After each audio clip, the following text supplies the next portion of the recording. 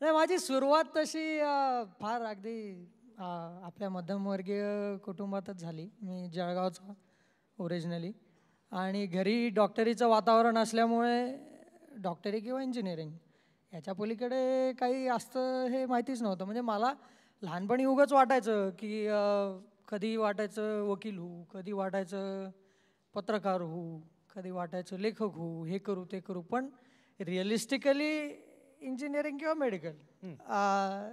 तर इंजिनिअरिंग केलं पुण्याहून PICTतून. मग त्याच्यात घरी जरा डॉक्टरीचं वातावरण असल्यामुळे मला हे सगळे मेडिकल इन्स्ट्रुमेंट्स वगैरे याच्यात जरा इंटरेस्ट होताच थोडा. मग ते करण्यासाठी हे सगळं केलं. बायोफिजिक्समध्ये जाऊन MRI मशीन्स, ते MRI मशीन्स कसे काम करतात ते शिकलो. मग ते करताना एक न्यूरोसायन्सची कॉन्फरन्स अटेंड करायला मिळाली, कारण MRI काय शेवटी ब्रेन स्कॅनसाठीच मोस्टली वापरला जातो. मग तिथे न्यूरोसायन्सच्या एका कॉन्फरन्सला अमेरिकेत गेलो तेव्हा मला लक्षात आलं की साला हे आपण कम्प्युटरचे डोके शिकत बसलो होतो, ते तर काहीच इंटरेस्टिंग नाही आहे. म्हणजे जसं अमृत म्हणला तसं जेव्हा मी ॲक्च्युली लोक मेंदूचा अभ्यास कसा करतात ते पाहिलं तेव्हा मला कम्प्युटरचं कौतुक वाटणं बंद झालं. तर मग मी न्यूरोसायन्समध्ये घुसलो. त्याच्यात रिसर्च केला काही वर्ष. आता ते करत असताना मी मोटरसायकल डायरीज म्हणून एक पिक्चर आहे. चे गेवारा नामक एक प्रसिद्ध क्रांतिकारी, कम्युनिस्ट क्रांतिकारी साऊथ अमेरिकेत होऊन गेला आणि त्याच्या आयुष्यावर हा चित्रपट आहे. तर आता तो मी बघत होतो तेव्हा असंच कल्पना आली मनात की अरे साला हे कधी करायला मिळालं तर मजा येईल. आणि जेव्हा माझ्या हातात पहिलं नोकरीचं ऑफर लेटर मला आलं तेव्हा मी घरी कोणालाही काहीच सांगितलं नाही. मी कंपनीला सांगितलं, म्हटलं मी आजच्या ऐवजी 2 महिन्याने जॉईन केलं तर चालेल का? ते म्हणले तू यावं, लवकर जॉईन करावं अशी आमची इच्छा आहे, पण ठीक आहे तुला ब्रेक घ्यायचा असेल तर घे. काय नाही, मग सरळ उठलो. पेरू या देशात कुस्को हे छोटं शहर आहे, तिथे पोचलो. तिथनं सगळ्यांना, आईबाबांना सगळ्यांना ईमेल केलं की मी हां की मी इथे पोचलेलो आहे आणि मी मोटरसायकल घेऊन निघालो आहे. आणि आता मला जिथनं जिथनं इंटरनेट हे ते जिथे कुठे ॲक्सेस मिळत राहील तिथनं मी तुम्हाला सांगत राहीन काय चाललं आहे काय नाही ते. बरं, आता तू मला सांग, तुला हे सगळं म्हणजे करताना काय नेमकं काय वाटत होतं? आलं ते आपलं करायचं डोक्यात आलं तर? त्याची एक गोष्ट अशी आहे की मी जेव्हा न्यूरोसायन्स शिकत होतो तेव्हा असंच मित्राबरोबर एकदा मेक्सिकोमध्ये गेलो होतो. मी मेक्सिको तसा शेजारचाच देश अमेरिकेचा, काही फार दूर नाही. तर ती ट्रिप ॲक्सिडेंटली ती ट्रिप अशी झाली की माझ्या मित्राने सगळं प्लॅनिंग करून ठेवलं होतं 10-12 दिवसाचं आणि तो नेमका शेवटच्या दिवशी ते सगळं लिहून ठेवलेलं घरी विसरला. आता आम्ही तिथे मेक्सिकोत पोचलो. मी म्हटलं काय आहे ना सगळं प्लॅनिंग? तो म्हणे अरे यार विसरलो मी घरी. तर ते ॲक्सिडेंटली आमचं बॅकपॅकिंग चालू झालं, काही प्लॅन नाही काही नाही. आणि तिथे आम्ही एकदा 10-12 दिवसाचीच ट्रिप होती ती छोटीशी. तर एका हॉस्टेलमध्ये, यूथ हॉस्टेलमध्ये आम्ही राहिलो मेक्सिकोत तेव्हा. आणि तिथल्या मॅनेजरशी माझी अशीच गप्पा चालू झाल्या संध्याकाळी. सॉलिड गप्पा झाल्या, म्हणजे जवळजवळ 3-4 तास गप्पा केल्या. तर त्याच्यात मी आपलं सांगत होतो, म्हणलं बुवा मी इंजिनिअरिंग केलं, आता न्यूरोसायन्स करतोय, हे ते पुढे जाऊन हे करायचं आहे. आणि तर त्या मॅनेजरने मला सांगायला सुरुवात केली की म्हणे मी अमेरिकेत जन्मलो वाढलो, पण ग्रॅज्युएशन केल्यानंतर असाच चायनाला निघून गेलो. 4-5 वर्ष तिथे राहिलो, तिथली भाषा शिकलो, चायना, साऊथ ईस्ट एशिया फिरलो. 2 वर्षापूर्वी इथे मेक्सिकोत आलो आणि आता मी हे चालवतो आहे इथलं यूथ हॉस्टेल. स्पॅनिश शिकतो आहे, छोट्याशा गावात त्या मुलांना काही मदत करतो आहे, त्यांना काही शिकवतो आहे. पण मी त्याला विचारलं नाही पण मग तू आयुष्यात काय करणार आहे? तो म्हटला नाही हेच माझं आयुष्य आहे. तसं तेव्हा जरा ट्यूब पेटली. मी म्हणलं साला हे काहीतरी गडबड आहे.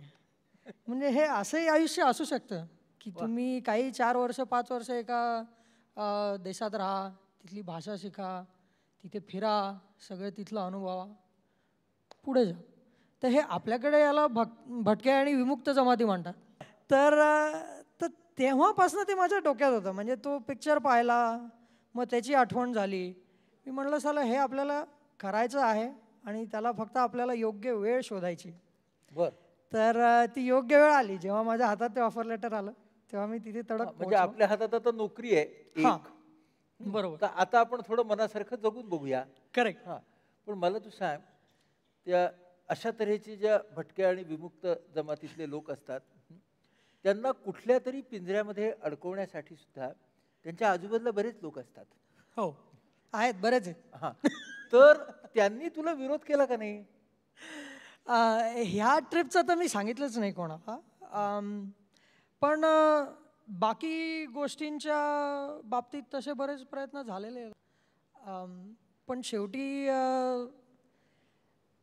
आयुष्यात तुम्ही एकदा तशी काहीतरी झेप घेतली आणि तुम्ही नशिबाने म्हणा किंवा तुमच्या धडाडीने म्हणा जिवंत परत आले की तुम्हाला त्याचा चस्का लागतो एक.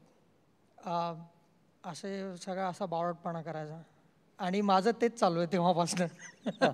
हां, मला तू सांग, त्या पेरूकडे जाऊया आपण. हां. म्हणजे तू पेरूमध्ये उतरलास, हां, पुढे काय ते माहित नव्हतं. किती 8,000 किलोमीटर फिरलास? 8,000 किलोमीटर फिरलो मी. ॲक्च्युली तिथे उतरलो तेव्हा माझं डोक्यात असं, मी काही विशेष प्लॅनिंग केलं नव्हतं, पण मी असं तो मॅप बघून ठरवलं होतं की बा आपल्याला अगदी पार खालपर्यंत जायचं, इकडे उजवीकडे ब्युनॉस आयरेसला यायचं आणि मग तिकडे परत जाऊन मोटरसायकल परत देऊन US ला परत यायचं. तर ते पहिल्या 4 दिवसातच मला कळलं की ते शक्यच नाही आहे. म्हणजे मला जे काय पहिल्या 3-4 दिवसात प्रसंग ओढावले माझ्यावर, तेव्हा मला लक्षात आलं की हे असं दिवसाला 500-600 किलोमीटर मोटरसायकलवर चालवणं शक्यच नाही. तर ते 20,000चं 8,000वर झालं आणि त्याच्यात मग पेरू, चिले आणि अर्जेंटिना असे साधारण 3 देश मी कव्हर केले. हां, आणि ते कव्हर करताना तू लिहित गेलास? ॲक्च्युली नाही. त्या ट्रिपवर मी काहीच लिहिलं नाही. पण काय झालं की मी स्पॅनिश काहीच बोलत नव्हतो मी ट्रिप चालू केली तेव्हा.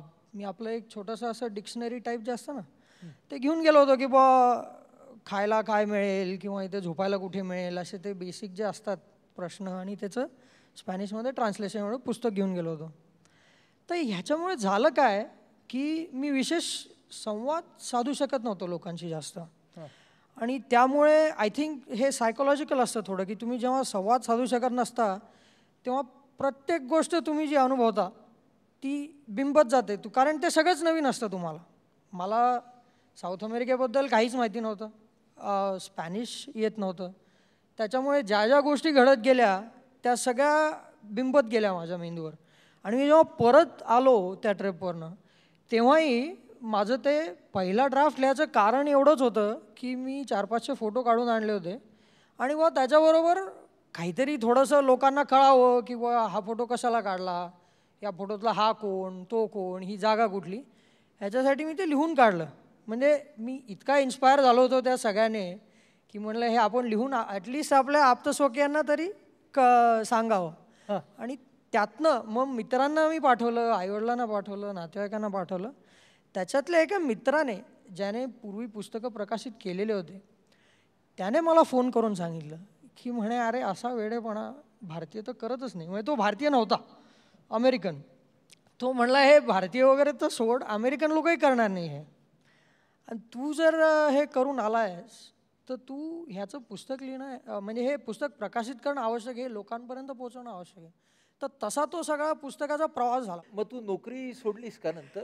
नाही तर मग ते झालं इव्हेंच्युअली. कारण काय झालं या ट्रिपवर असं आगीतून फोपाट्यात म्हणतात तसं झालं की मी या ट्रिपवर गेलो आणि तिथे मला मग बरेच असे अतरंगी लोक भेटायला लागले. म्हणजे एक न्यूझीलंडचं कपल भेटलं. त्यांनी असंच 7-8 वर्ष काम केलं दोघांनी, पैसा कमावला, सगळं सोडून निघाले. मग मी म्हटलं मग काय तुमचा प्लॅन? तर काही नाही म्हणे, काय पैसे आहे तोपर्यंत फिरू मग बघू असं. मग नंतर 2 सायकल स्वार भेटले. आता मी मोटरसायकलवर चालत होतो. एक डेन्मार्कचा सायकल स्वार आणि एक साऊथ कोरियाचा सायकल स्वार. माझ्या ट्रिपच्या साधारण 2,000-3,000 किलोमीटर झाल्यानंतर मी यांना भेटलो आणि हे लोक साऊथ अमेरिकेच्या सगळ्यात दक्षिण टोकावरनं सायकलवरनं निघालेले होते. आणि मी ह्यांना भेटेपर्यंत हे लोक 2 महिने सायकलवर फिरत होते आणि त्यांनी 3,000 मैल त्याच्यात कव्हर केले होते. तर म्हणजे मी त्यांना भेटून म्हणलं, अरे मला लोक सांगतायत मी वेडा आहे, मी म्हणेन तुम्ही वेडे. म्हणजे असं ते सगळं होत गेलं. तर ह्या सगळ्या ट्रिपमध्ये जे एक्सपोजर आपल्याला जनरली मिळत नाही ते मला मिळालं. आणि मी परत आलो, ती कंपनी जॉईन केली, 4 वर्ष तिथे कामही केलं. पण ते डोक्यात असं ते किडा राहतो म्हणतात तशा टाईप, की कधी आपल्याला परत चान्स मिळाला आपण तर आता हे करायचं. मग एप्रिल 2012ला तू प्रवास सुरू केलास परत. ते 13 पर्यंत 1 वर्षात तू किती देश बघितलेस? 36. आणि हे 36 देश असे हिच हायकिंग करत म्हणजे सगळं. म्हणजे आता ते मोटरसायकलवर नव्हतं, ते काही विमानं, काही कुठे बसेस, कुठे ट्रेन्स, जे जमेल ते लिफ्ट घेणं, सगळं असं सगळं. बर. म्हणजे या सगळ्यामध्ये कधी बाके प्रसंग आलेच असतील ना? अरे बापरे. साऊथ अमेरिकेचा प्रसंग असा होता की मला पहिल्याच दिवशी मी तिथे पोचलो तेव्हा संप चालू होता. मला जे कागदपत्र पाहिजे होते ते मिळाले नाही, त्याच्यामुळे पहिला दिवस तर वाया गेला. दुसऱ्या दिवशी निघालो तर पहिल्याच दिवशी म्हणजे तो माझा रोडवरचा पहिला दिवस चुकीचं वळण घेतलं. आता संध्याकाळची 7-7:30ची वेळ, माझ्याकडे आपला तो छोटासा एक लोनली प्लॅनेट म्हणून पुस्तक असतं अशा आमच्यासारख्या वेळांसाठी, त्याच्यावर छोटासा मॅप होता आणि त्याच्यावर काही आतले रस्ते वगैरे काही नव्हते. तर मी चुकून एक वळण घेतलं, 7-7:30ची गोष्ट. आणि तसं तेव्हा उन्हाळ्याचे दिवस तिथे असल्यामुळे दिवस लांब होते, 8:30-9पर्यंत सूर्यप्रकाश असायचा तेव्हा. तर मी साधारण एक 7:30-8पर्यंत तो कच्चा रस्ता झाला. मी म्हटलं ठीक आहे, 15-20 मिनटं, अर्धा तास चालत राहू, परत पक्का होईल. आता तो कच्चाच राहिला. तर मला ते लक्षात आलं तेवढ्यात असा एक झरा होता छोटासा आणि मी ब्रेक दाबला तर माझी मोटरसायकल पडली तिथे. त्या सगळ्या म्हणजे कच्चाचा रस्ता होता ना सगळा. बरं, आधी मोटरसायकल 400 cc, त्याच्यावर माझं 10-15 किलोचं सगळं बांधलेलं, ती मला उचलताही येत नव्हती. आणि हे सगळं अँडीज पर्वतामध्ये जवळजवळ 13-14 हजार फूट उंचीवर मी आपला तिथे बसलेलो आणि तिथे काही नाही. म्हणजे मला एकही दिवाही दिसत नव्हता मला एक आसपास, म्हणजे दृष्टीपथात काहीच नाही आणि काळोख वगैरे होत होता. मी म्हटलं साला गडबड आहे आता काहीतरी, पहिलाच दिवस आहे आपला रस्त्यावर. तर मग लकीली 15-20 मिनटानंतर मी जेव्हा तिथे तंबू ठोकून राहायची सोय करत होतो तेव्हा समोरून एक गाडी आली. तर ती आली, मी त्यांना अगदी वेव्ह करत करत थांबवलं आणि त्यांनी मला सांगितलं तू उलटा फिरू शकतोस, मेन रोडवर जाऊ शकतोस, किंवा इथनं पुढे अर्धा तास गेला तर छोटं गाव आहे. तर मी तर पार अगदी दक्षिण टोकापर्यंत जायच्या तयारीने निघालो होतो. मी म्हटलं मी नाही फिरत उलटा, मी चाललो. तर मग अर्धा तास गेलो तर हे गाव म्हणजे काय, नुसतं एक असा कच्चा रस्ता आणि 2 साईडला एक 10-20 झोपड्या, त्याच्यात फक्त एकच कॉन्क्रीट स्ट्रक्चर होतं अख्ख्या गावात. आणि तिथे असंच एक कपल रस्त्यावर फिरत होतं. मी त्यांना म्हटलं काही झोपायची सोय वगैरे, तर त्यांनी फक्त त्या कॉन्क्रीटच्या ह्याच्याकडे बोट दाखवलं आणि तिथेच फक्त एका ठिकाणी लाईट होतं त्या गावात. तिथे गेलो, 8-10 लोक एकदम बाहेर आले की हा कोण आला, म्हणजे अनोळखा अपरिचित असा कोण आला. तर मग त्याने सगळ्या त्या 8-10 लोकांपैकी एकाला थोडंफार इंग्लिश येत होतं ना, 8-10 शब्द, त्याने म्हणे नो प्रॉब्लेम नो प्रॉब्लेम. मला आत घेऊन गेला थोड्या वेळाने. आता ते होतं प्रायमरी हेल्थ केअर सेंटरसारखं. मी तिथे आतमध्ये रूममध्ये गेलो होतो, ऑक्सिजन सिलेंडर हे ते चार्ट्स वगैरे. मी म्हटलं अरे काय, मी ठीक आहे म्हटलं काही, मला फक्त झोपायचं आहे. तर म्हणे इथेच झोपायचं. तर अशी माझी पहिली रात्र रोडवरची ही मी हॉस्पिटलमध्ये कुठल्या तरी छोट्याशा गावात घालवली. तर त्या जगाच्या टूरमधला एखादा प्रसंग असा? अरे बापरे. एक प्रसंग असा होता ह्याचा, शार्क केज डायव्हिंग.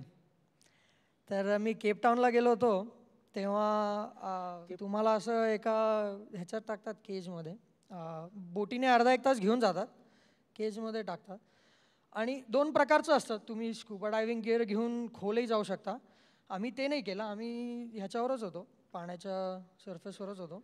पण मग शार्क्सना असं काही काही फूड टाकायला लागतात. तर ते येतात आणि ते शार्क जेव्हा ते फॉलो करत असतात त्यांचं फूड, तेव्हा ते फक्त तुम्हाला मोठा श्वास घेऊन जस्ट असं खाली जायला सांगतात याच्या पाण्याच्या लेवलच्या. आणि तुम्ही तेव्हा जाता तेव्हा तो शार्क असा सरळ तुमच्या केजकडे येतो आणि त्याला जेव्हा कळतं की आता आपण या बोटीला आपटणार, तेव्हा तो मोठा त्याचा जबडा ओपन करून ते खायचा प्रयत्न करतो आणि वळतो. तर तो तुमच्या केजला वगैरे आपटतो. तर तो तुम्ही बेसिकली असं, मी इथे बसलो आहे आणि इथे तो शार्क अख्खा जबडा उघडून माझ्या समोर आहे. मध्ये फक्त जाळी असते त्याच्यामुळे मी इथे बसलो आहे. पण हाही अनुभव तू घेतलास. हो. या प्रवासामध्ये तू स्वतःबद्दल काय शिकलास असे 3 पॉइंट सांग. हे आपण जेव्हा वाढत असतो, लहान असतो भारतात, स्पेशली मध्यमवर्गीय कुटुंबांमध्ये, तर तेव्हा आपण काय काय करू शकतो किंवा आपल्याला आवड कशात आहे आणि आपल्याला कशाचा ध्यास लागू शकतो हेच आपल्याला माहिती नसतं. जसं अंकितनं सांगितलं पूर्वी की तुम्हाला काय करायचं आहे किंवा तुम्हाला कशाची आवड आहे हे कधीच विचारलं जात नाही. तर तसं प्रवास केल्यानंतर मला बऱ्याच गोष्टी शिकायला मिळाल्या. एक तर हे माझ्या मित्राचेच शब्द आहेत, मी त्याचेच शब्द वापरेन की स्ट्रेस नावाचा जीन बहुतेक माझ्यामध्ये नाही आहे, त्याच्यामुळे मला ह्या असल्या गोष्टींचं भीती वाटत नाही. दुसरी गोष्ट म्हणजे मला असं जगाबद्दल भयंकर कुतूहल आहे. जे मला अमेरिकेत जाऊनही विशेष कळलं नव्हतं ते मला ह्या ट्रिप्समधनं बरंचसं कळायला लागलं की मला काही आता इटलीला गेलं तर लिनिंग टॉवर ऑफ पिसा बघायलाच पाहिजे किंवा रोममध्ये जाऊन ते कॉलोसियम बघायलाच पाहिजे असं नाही. मी ह्या एका वर्षाच्या ट्रिपमध्ये बरेच दिवस नुसता कुठेतरी आपलं CCD सारखं कॉफी शॉपमध्ये जाऊन बसायचो, जमेल तितक्या लोकांशी बोलायचा प्रयत्न करायचो, त्यांचं लाईफ, ते त्यांचे प्रॉब्लेम्स, हे ते, त्याच्यातही मला फार मजा येते. म्हणजे मला असं काही त्याच्याबद्दल काही वाटत म्हणजे जगाबद्दल तुला शिकायला मिळालं. कुतूहल आहे.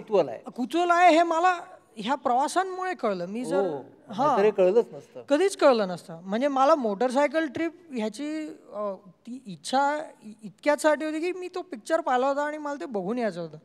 पण मला खरंच ह्या सगळ्या गोष्टींबद्दल कुतूहल आहे हे मला माहिती नव्हतं. बरोबर आहे. म्हणजे तू पर्यटक रूढार्थानं नाहीस हेच तुला माहिती नव्हतं. हां, हे माहिती नव्हतं, कारण अशा प्रकारचा प्रवास अजूनही आपल्याकडे कोणालाच माहिती नसतो. राऊंड द वर्ल्ड तिकीट म्हणून प्रकार असतो युरोपियन अमेरिकन एअरलाईन्सचा.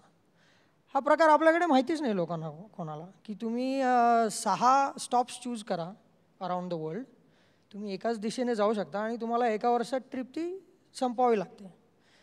तर हा प्रकार मी अमेरिकेत गेलो नसतो आणि असं मेक्सिकोत त्या माणसाला भेटलो नसतो तर मला माहितीच झालं नसतं. म्हणजे तू पहिलं भीती ह्या शब्दापासून दूर गेलास, दुसरं कुतूहल जे तुला मिळालं, आणि तिसरी गोष्ट, तिसरं म्हणजे लिखाण. लिखाण हे तुला सापडलं की आय कॅन राईट. म्हणजे मी इथे PICTत इंजिनिअरिंग करत असताना मॅन्युअलच्या कॉप्या करणं, त्याच्यानंतर लोकांनी जे एक्सपेरिमेंट्स केले ते लिहून काढणं, सगळं वृक्ष, काहीच म्हणजे त्याच्यामध्ये क्रिएटिव्ह रायटिंगचा काहीच भाग नाही त्याच्यामध्ये. आणि मी काही स्वतःला अजूनही लेखक समजतो असं मी म्हणणार नाही, पण ती एक आवड आपल्याला आहे किंवा हे समजलं मला त्याच्यात. आणि जगाबद्दल काय शिकलास? 3 पॉइंट. एक तर म्हणजे जगातले 90% जास्त लोक हे चांगले आहेत, हे सगळ्यात महत्त्वाची गोष्ट आहे. दुसरी गोष्ट म्हणजे तुम्हाला त्या देशाची भाषा येतही नसली तरी तुम्ही सर्वाइव्ह होऊ शकता. कारण हे काही ज्याला आपण बेसिक इन्स्टिंक्ट्स म्हणतो, खाणं पिणं झोपणं, हे या सगळ्या हातवाऱ्याने तुम्ही करू शकता. आणि तिसरी गोष्ट सगळ्यात महत्त्वाची म्हणजे हातावर मोजण्या इतके काही देश असतील जगात की ज्यांना भारताबद्दल प्रेम नाही आहे. तर या 3 गोष्टी. क्या बात आहे, क्या बात आहे, फॅन्टॅस्टिक. मी आता असा विचार करत होतो पुढचा तू बोलत असताना, आणखी 5 वर्षांनी तू कुठे असशील असं तुला वाटतं? ते मलाही माहिती नाही. मी हे करत नसेन हे माहिती आहे, पण काय करत असेन हे माहित नाही तुला आज. किंवा मग आत्ताही आपण असं KBC सारखं ऑडियन्स पोलही करू शकतो की मी काय करावं 5 वर्षांनी. तसंही मला चालेल. एकच मिनिट हं. तू जेवढा हसून हे सांगतोयस ना आम्हाला की बाबा इथं असेल नाही तर इथं असेल, तर त्या हास्याच्या मागे असलेला गंभीर विचार कोणता? हास्याच्या मागचा गंभीर विचार म्हणजे मी 2-3दा मृत्यू पाहिलेला आहे समोर. म्हणजे आपण आता बहुतेक मरणार. तर ते जेव्हा तुम्हाला कळतं की आपलं जीवन किती क्षणभंगूर आहे, हे जेव्हा तुम्हाला कळतं तेव्हा तुमची सगळ्याची भीती निघून जाते. मी आता ऑडियन्समध्ये मी लोकांना विचारलं की तुम्हाला 8व्या शतकातले कोणी 1-2 लोक तुम्हाला आठवतात का? तर मुद्दा हा की 1000 वर्षानंतर आपण इथे जे बसलेलो आहोत कोणी ओळखणार नाही आपल्याला. तर मग जगायचंच आहे, तर मग आपल्याला जे करायचं आहे ते करून का नाही जगावं. तुझी मग आत्तापर्यंतची तुझ्या दृष्टीनं महत्वाची अचिव्हमेंट कोणती? तसं पाहिलं तर हे आता मी मृत्यूचं जे सांगितलं त्याच्यानंतर माझा इतिहास किंवा माझा वर्तमान किंवा माझं पुढे काय होणार आहे याचं अचीवमेंट्सच्या दृष्टीने विचार करणं थोडं बंद होऊन जातं, म्हणजे थांबतं. तर त्याच्यामुळे असं मी फार विचार करत नाही की का. आता मी जेव्हा भारतात जाऊन माझ्या ट्रिपबद्दल सांगतो, माझ्या काही काही प्रसंगांबद्दल सांगतो, तेव्हा मला जाणवतं की लोकांच्या सुप्त इच्छा ज्या आहेत त्यांचं मी एक वाहन झालेलो आहे आता. म्हणजे मला म्हणजे मी हे सगळं सांगतो, मी काय हौस मौज सगळे हे प्रसंग सांगतो, तेव्हा लोक मला येऊन सांगतात, अरे तू कसं काय केलं हे. मी म्हणलं काही नाही, तुम्ही सगळं सोडा, बॅग पॅक करा आणि निघा, एव्हरीथिंग विल वर्क आउट.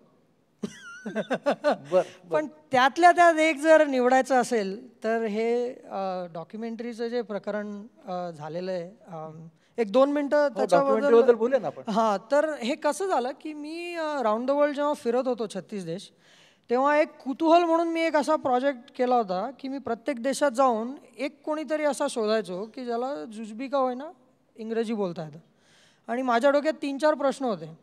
तर मी प्रत्येक देशात जाऊन तेच प्रश्न विचारायचो आणि एक 5 मिनिटाचा व्हिडिओ रेकॉर्ड करायचो. असंच काही त्याच्यातनं पुढे होईल न होईल देव जाणे, स्वतःची क्युरिओसिटी म्हणून. ते सगळं करून आल्यानंतर मी भारतात परत येणं हे तर नक्कीच होतं.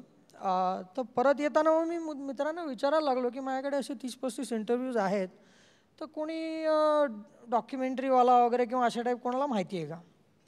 तर आता नशिबाने माझ्या एका मित्राचा चांगला मित्र म्हणजे नॅशनल अवॉर्ड विनिंग डिरेक्टर ब्रह्मानंद सिंग. तर आता मी तिथे गेलो, मी म्हणलं ठीक आहे हे दाखवून बघू तर खरं काय म्हणतात. तर त्यांना भेटलो तर ते पाहून सगळं त्यांनी हसूच आवरलं. ते म्हणे अरे हे नुसते इंटरव्ह्यूज म्हणजे त्याचं तू काही पिक्चर नाही बनवू शकत, तू बाकी जर काही फुटेज आणलं नसेल तर हे काही तू कुठेतरी टी व्ही चॅनलकडे जा, बसून ते तासाभराचा तुझा इंटरव्ह्यू घेतील, त्याच्यातमध्ये टाकतील, काहीतरी करतील. पण तो माणूस मला आवडला आणि त्यालाही मी हे सगळं जे बावटपणा केलेला होता ते आवडलं. तो म्हणला साला इसमें कुछ तो है, तर आपण बोलत राहू म्हणे. मग ठीक आहे म्हणलं, बाबा मला ह्याचा काही गंध नाही, मला वाटलं होतं मी तुम्हाला इंटरव्ह्यू देईन, तुम्हाला काय करायचं ते करा. तर हे झालं मागच्या जूनची गोष्ट.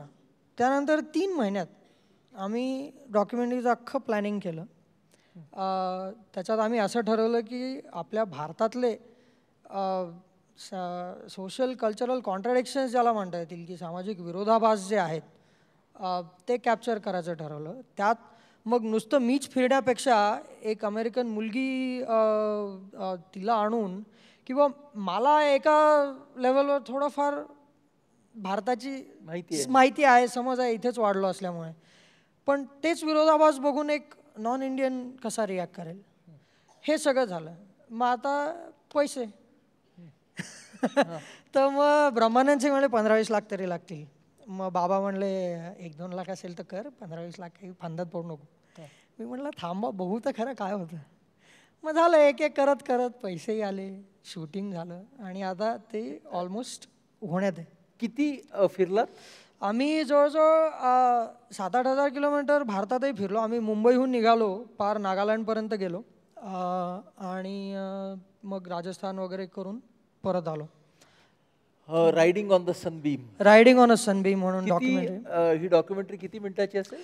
ही साधारण 60 ते 90 मिनिटाची असेल, तर म्हणजे फीचर लेंथ डॉक्युमेंटरी सारखंच झालं ते. हां, म्हणजे ते डॉक्यू फीचर असं झालं.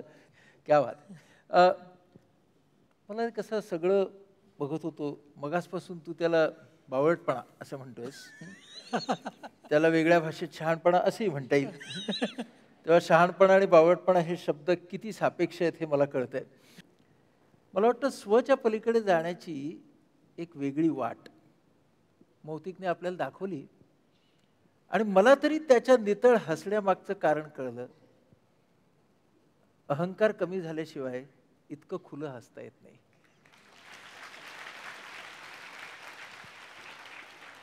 शेवटी स्वला बंधनामध्ये बांधणारे जे सगळ्या शक्ती आणि प्रेरणा असतात, त्याच्यामध्ये अहंकार हा खूप मोठा असतो. कारण त्या अहंकारातूनच मी आणि माझं हे निर्माण होतं, आणि माझे माझे माझे म्हणता वाट लागून गेली यार, हे आपलं गाणं त्याच अहंकाराचं गाणं असतं. आणि जेव्हा अहंकार त्यागला जातो, तेव्हा ती व्यक्ती स्वतःला माध्यम समजते, ज्या पद्धतीनं मौक्तिक स्वतःला लोकांच्या सुप्त इच्छांचं वाहन समजतो. अशा वेळी त्याचं जगणं हे निखळ जगणं राहतं, आणि मृत्यूच्या भयातून बाहेर पडल्याशिवाय खरं जगता येत नाही. हे खूप महत्वाचं सूत्र तू आम्हाला सांगितलंस. हसण्याच्या मागे असलेली ही सूत्र खरं म्हणजे तात्विक आहेत, पण तत्वज्ञान सुद्धा रम्य करता येतं, ते हसत हसत सांगता येतं. आणि मग साला मी विचार केला, असं करून ते सांगता येतं. हा मला ह्या सेशनने दिलेला साक्षात्कार होता. खूप खूप धन्यवाद. जोरदार टाळ्या.